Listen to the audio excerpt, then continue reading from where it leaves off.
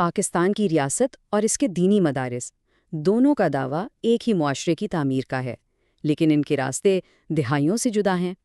آئیے اس تاریخی کشمکش کی گہرائی میں اترتے ہیں اور یہ سمجھنے کی کوشش کرتے ہیں کہ نصاب اور نظریے کی یہ جنگ آخر ہے کیا؟ یہ سوال دراصل پاکستان کو سمجھنے کے لیے بہت اہم ہے۔ جب مقصد ایک ہی ہے، ایک بہتر معاشرہ، تو پھر ریاست اور مدرسے کے درمیان یہ گہری خلیج کیوں ہے؟ اس کا جواب ہمیں حال میں نہیں بلکہ تاریخ کے اوراق میں تلاش کرنا ہوگا۔ تو آئیے پہلے حصے سے آغاز کرتے ہیں، یعنی وہ بنیادی تنازع جس نے اس رشتے کو ہمیشہ الجھائے رکھا۔ یہ کشمکش آج کی نہیں، اس کی جڑیں برطانوی راج تک پھیلی ہوئی ہیں، جہاں سے یہ شک پیدا ہوا کہ ریاستی تعلیم کا مقصد کہیں ہماری شناخت کو بدلنا تو نہیں۔ دیکھیں، برطانوی حکومت کا مقصد بالکل واضح تھا۔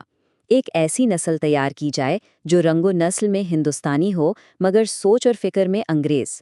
اسی ایک پالیسی نے مدارس کے اندر اپنی شناخت اور خود مختاری کو بچانے کی ایک گہری، کبھی نہ ختم ہونے والی خواہش پیدا کر دی۔ یہ ایک ایسی میراث ہے جس کی گونج آج بھی سنائی دیتی ہے۔ اور یہی وہ بنیادی کشمکش ہے جو آج تک جاری ہے۔ ایک طرف ریاست ہے جو سب کو ایک قومی دھارے میں لانا چاہتی ہے، اور دوسری طرف مدارس ہیں جو اپنی مذہبی شناخت اور ادارہ جاتی آزادی کو ہر قیمت پر محفوظ رکھنا چاہتے ہیں۔ اب آتے ہیں دوسرے حصے کی طرف، اصلاحات کی۔ دیکھتے ہیں کہ دہائیوں پر محیط حکومتی کوششوں کا نتیجہ کیا نکلا، اور آخر کیوں ہر بار بات ایک ہی جگہ آ کر رک جاتی ہے۔ اگر ہم اس ٹائم لائن پر نظر ڈالیں تو یہ صاف ظاہر ہے کہ اصلاحات کی کوششیں کوئی نئی بات نہیں۔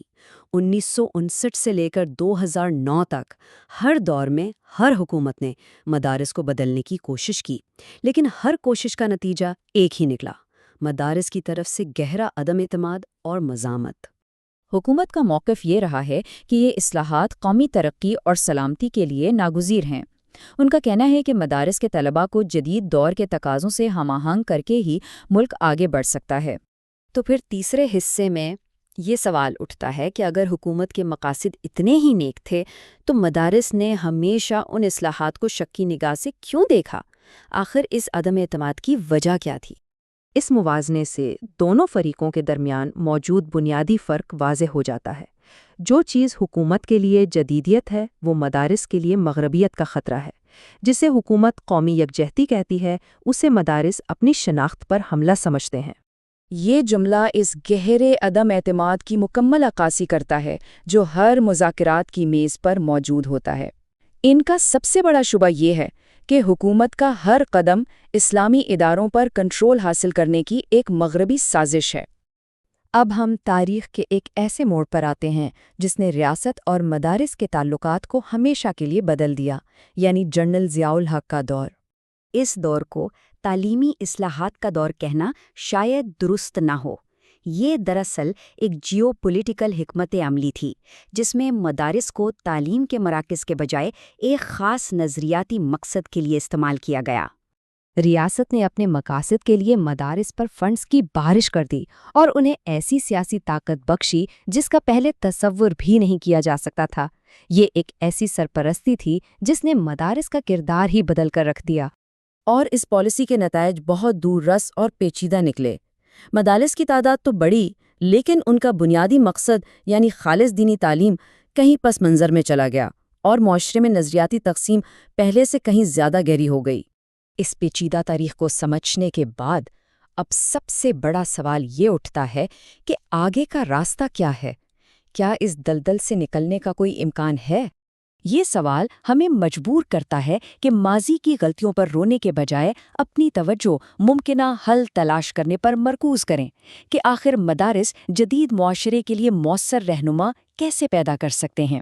محققین اس سلسلے میں ایک 4 نکاتی حل پیش کرتے ہیں: نصاب کی تجدید، تحقیقی کلچر کا فروغ، جدید تدریسی طریقے، اور سب سے اہم، متحرک قیادت کی تشکیل۔ یہ ایک ایسا راستہ ہے جسے مدارس حکومتی مداخلت کے بغیر خود بھی اپنا سکتے ہیں۔ لیکن آخر میں تمام راستے ایک ہی جگہ آ کر ملتے ہیں۔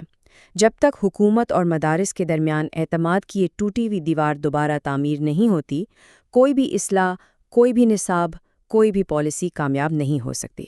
تو آخری اور سب سے اہم سوال یہی ہے، کیا ریاست اور مدرسہ دونوں فریق ماضی کی تلخیوں کو بھلا کر ایک مشترکہ مستقبل کی بنیاد رکھ سکتے ہیں؟